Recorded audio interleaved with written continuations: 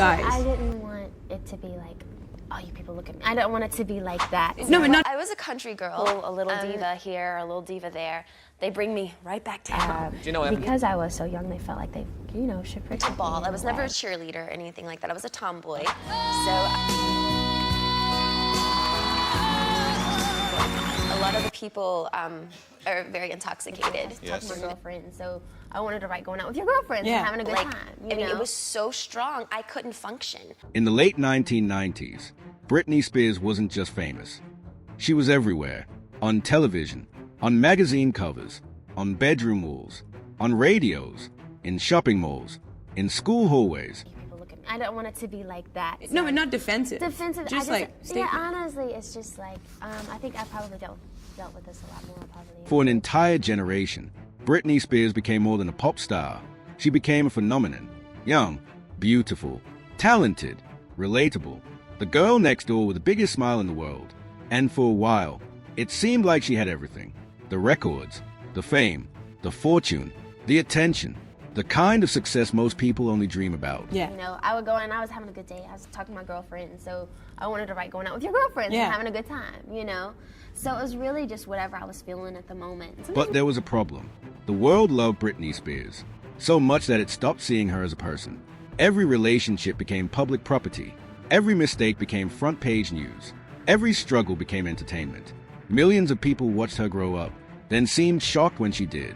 Because while Britney was trying to become a woman, the world wanted her to remain the girl they fell in love with, forever. Well, I was a country girl, and I was very into ball. I was never a cheerleader or anything like that. I was a tomboy. And eventually, the pressure of living inside someone else's expectations became impossible to carry. This isn't just a story of a pop star. It's the story of a young woman who spent years fighting for control of her own life. A woman who became one of the most famous people on earth, while losing ownership of herself. I was just a mama's girl. I loved food. My dad owned a restaurant. He was into construction building, and just a normal Southern. All began in a small town in Louisiana, long before the headlines, long before the scandals, long before the conservatorship, back when Britney Spears was simply a little girl with a dream. A lot of the people are very intoxicated during the shows, and the food is great. This is a story of Britney Spears, the girl they couldn't let go. Before the world knew her name, before the music, before the fame, Britney Spears was just another kid with extraordinary talent and extraordinary ambition.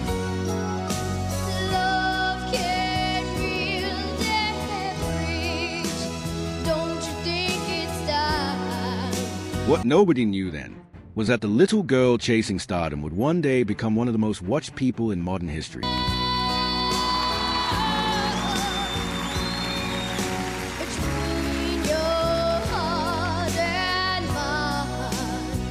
Before she became a global icon, before the sold-out tours, before the headlines, Britney Spears was a little girl growing up in Kentwood, Louisiana, a town so small that most of America had never heard of it. The kind of place where everybody knew everybody, where life moved slowly, where dreams often stayed dreams. I mean, it was so strong, I couldn't function. Wow. Because I got just the contact of it, I was like, oh my goodness. But Britney was different. Even as a child, she seemed destined for something bigger. She loved performing, loved singing, loved being on stage. Friends and family noticed it immediately. There was confidence, energy, determination, a spark that seemed impossible to ignore. There's parties all around. Wow. So what do you do? Do you go and join in, or do you blank it out? I just don't go in there.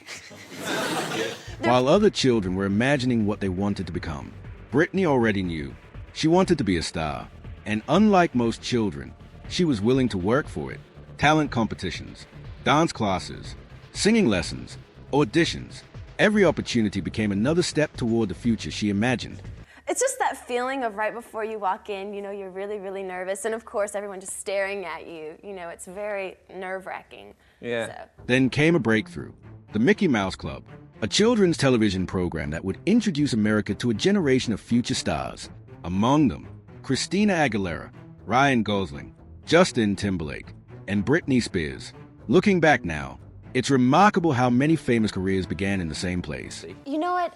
I have a group of people around me that I've been with for a really long time. You know, if I ever pull a little diva here or a little diva there, they bring me right back down. But even among talented young performers, Britney stood out. She had charisma, presence, a natural ability to connect with an audience. The camera seemed to love her, and audiences did too.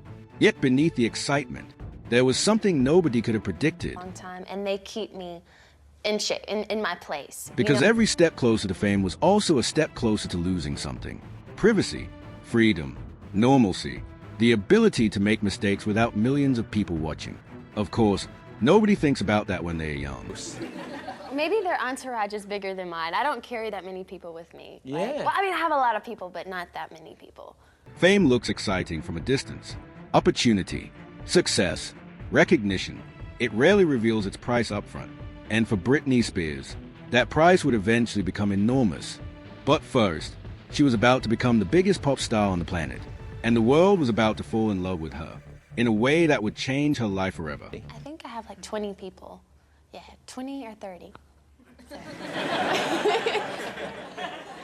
In 1998, everything changed. Britney Spears released her debut single, Baby One More Time, and almost overnight, the world stopped. The song exploded. Radio stations couldn't play it enough. Music channels put it on repeat. Teenagers memorized every lyric, every dance move, every frame of the music video. I don't require that much. I really don't. Yeah. I don't. Yeah. Water's good. That's it. Well, this is all you're getting tonight. Suddenly, a teenager from Louisiana wasn't just becoming famous. She was becoming a global phenomenon. The success was unlike anything the music industry had seen in years. Her debut album sold millions, then millions more. Concerts sold out. Merchandise flew off shelves. Magazine covers multiplied. No, I would be fine. I would be totally fine. I'm the type of person, like, I have my assistant and they do my stuff for me, but I still do a lot of stuff on my own. Britney Spears became the face of a generation. But something else was happening too. Something far more complicated. The world wasn't just listening to Britney. It was watching her. Constantly. Every outfit, every interview, every relationship, every smile, every mistake. Like, making a lot of my phone calls, and there's a lot of times where, like, if I'm in LA or something, if I just want to go out, I get in my car and I just go. At just 17 years old, Britney Spears became one of the most scrutinized young women on earth. And nowhere was that scrutiny more obvious than in the way the media talked about her. Oh, hell yes, definitely. Journalists didn't just ask about music. They asked about her body, her appearance, her sexuality, her private life. Questions that would have been uncomfortable for most adults were being directed at a teenager, again and again and again.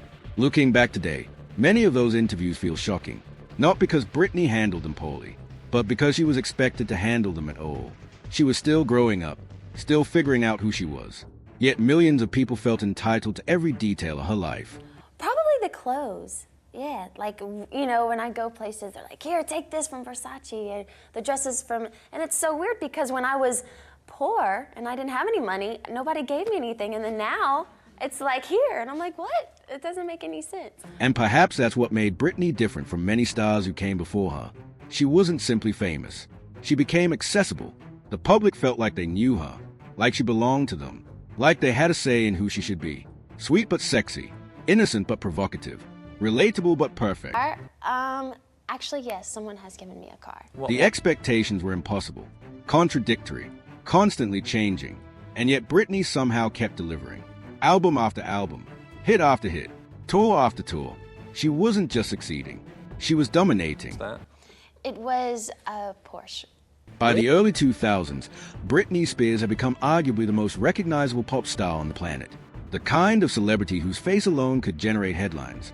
The kind of fame most artists never experience. The kind of fame that can become dangerous. Because the bigger Britney became, the harder it became for her to simply be human. Every decision carried consequences. Every relationship became public discussion.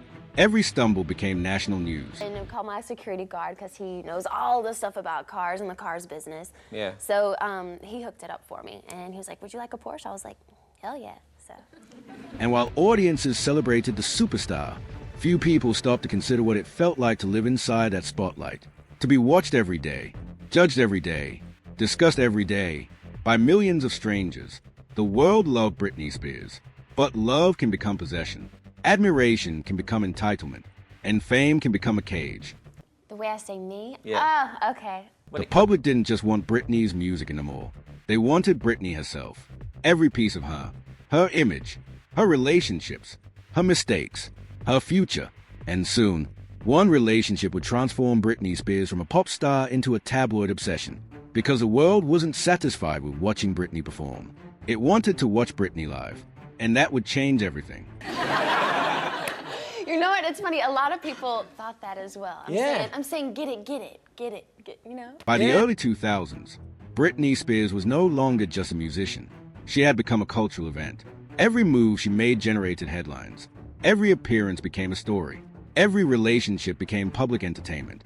And nowhere was that more obvious than in her relationship with Justin Timberlake. Together, they became pop music's royal couple.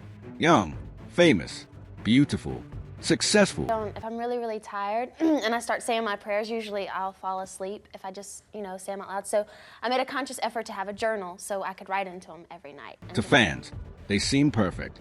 The kind of relationship magazines couldn't stop talking about. The kind of relationship people projected their own fantasies onto. But behind the photos, behind the red carpets, behind the matching denim outfits, was something people often forget.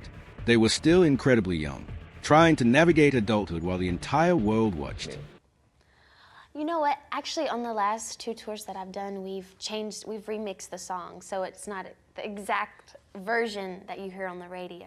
Then, in 2002, the relationship ended, and what happened next would become one of the defining moments of Britney Spears' life. Because breakups are difficult enough in private, Britney's happened in public, and the public immediately chose sides. Suddenly, a deeply personal situation became a global conversation. Television shows discussed it, magazines dissected it, radio stations speculated about it. Millions of strangers debated details they couldn't possibly know. And for perhaps the first time, Britney discovered what it felt like to become the villain in her own story. Yeah. So it will be, more appealing for me to sing. Yeah. So. The media narrative shifted. The sweet girl America adored was suddenly portrayed differently. More criticism, more scrutiny, more judgment, and the attention only intensified. Because by this point, celebrity culture itself was changing. The rise of 24-hour entertainment news, celebrity gossip websites, tabloid television, an industry built entirely around watching famous people fall apart. And Britney became its biggest target. Paparazzi followed her everywhere. Restaurants, gas stations, shopping centers, airports, holidays, home. There seemed to be no escape. Hundreds of photographers competed to capture every moment, every expression, every mistake, every vulnerable second. Looking back now, it's difficult to comprehend just how intense it became. Not because it happened, but because so many people accepted it as normal. The photographs sold. The magazine sold. The websites generated clicks. The audience kept watching. And so the machine kept feeding itself. Meanwhile, Britney was trying to build a life. She fell in love, got married, became a mother, and for a brief moment, it seemed like she might finally find something fame could never provide. Stability, privacy, family. But motherhood didn't reduce the pressure. If anything, it increased it. Every parenting decision became public debate.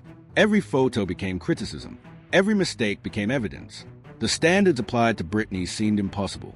She was expected to be a perfect celebrity, a perfect mother, a perfect woman, a perfect role model, all while living under a microscope few human beings could survive. And eventually, the cracks began to show, not because Britney was weak, not because she was incapable, but because nobody was built to live this way. The truth is, Britney Spears wasn't losing control. She was reacting to a life that had become impossible to control.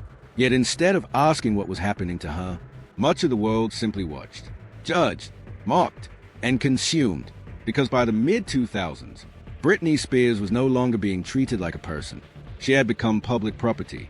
And soon, the pressure would reach a breaking point, one that would change the course of her life for the next 13 years, and raise a question that still troubles people today.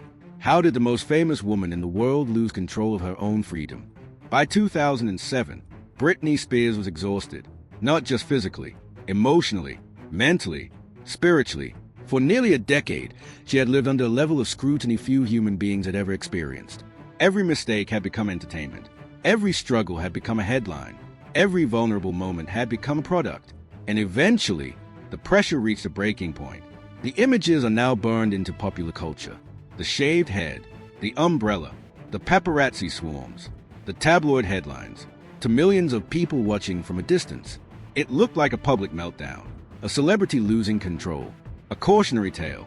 But years later, many people would look back at those same images differently, not as entertainment, not as scandal, but as a woman in obvious distress, a woman asking for space, a woman drowning beneath impossible pressure.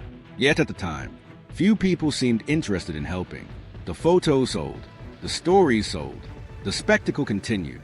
Then, in 2008, everything changed. Following a series of highly publicized personal struggles, a court approved a conservatorship that placed Britney's personal and financial affairs under control of others, primarily her father. At first, many people saw it as temporary, a short-term measure, something designed to help Britney recover and regain stability. But temporary became months, months became years, and years became more than a decade. What happened next remains one of the most unusual chapters in modern celebrity history. Because while Britney was legally restricted in ways few adults experience, she was also working, constantly, releasing albums, performing concerts, appearing on television, headlining lucrative Las Vegas residences, generating millions upon millions of dollars. And for many observers, a contradiction began to emerge. How could someone be considered capable of performing before thousands of people, capable of recording albums, capable of generating enormous revenue, yet incapable of making basic decisions about their own life? The question lingered, quietly at first, then louder, because the longer the conservatorship continued, the more people began asking whether it was still protecting Britney or controlling her. Publicly, Britney often appeared smiling, performing, working, continuing to fulfill the role she had played since she was a teenager. Yet beneath the surface, concerns were growing. Fans noticed changes. Interviews felt different. Public appearances felt different. Something seemed missing. The spontaneity, the spark, the sense that Britney was choosing her own path. Then social media arrived, and for the first time, fans began comparing notes, looking closer, asking questions, challenging assumptions. What started as curiosity slowly evolved into something much larger, a movement, a campaign, a rallying cry, #Free Britney. At first, many people dismissed it. Conspiracy theories, internet speculation, overzealous fans. But the movement refused to disappear, because beneath the hashtags, beneath the social media posts, was a simple question, one that struck at the heart of Britney's entire story. If freedom is something every adult deserves, why didn't Britney Spears have it? The little girl from Louisiana had spent her entire life being managed, directed, protected, marketed, controlled, and now, more than ever, people were beginning to wonder if she had ever truly belonged to herself. The world had spent years watching Britney Spears, but perhaps for the first time, it was finally starting to listen. And what Britney would eventually say would shock millions of people, because the story the public thought it knew was only part of the truth. The world remembers the songs, the music videos, the performances, the headlines, the controversies, the court battles. But behind every chapter of Britney Spears' life was the same person, a little girl from Louisiana with a dream, a young woman trying to grow up, a mother, a daughter, a human being. And perhaps that's a lesson her story leaves behind.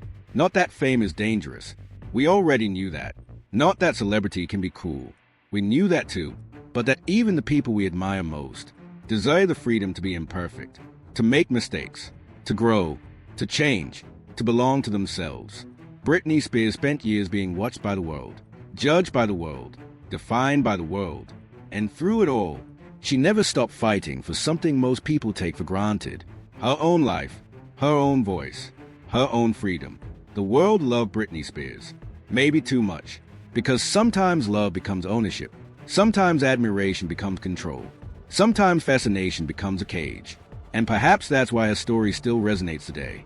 Not because she was a pop star, but because she reminds us what happens when a person spends years trying to become themselves, while everyone else is trying to decide who they should be.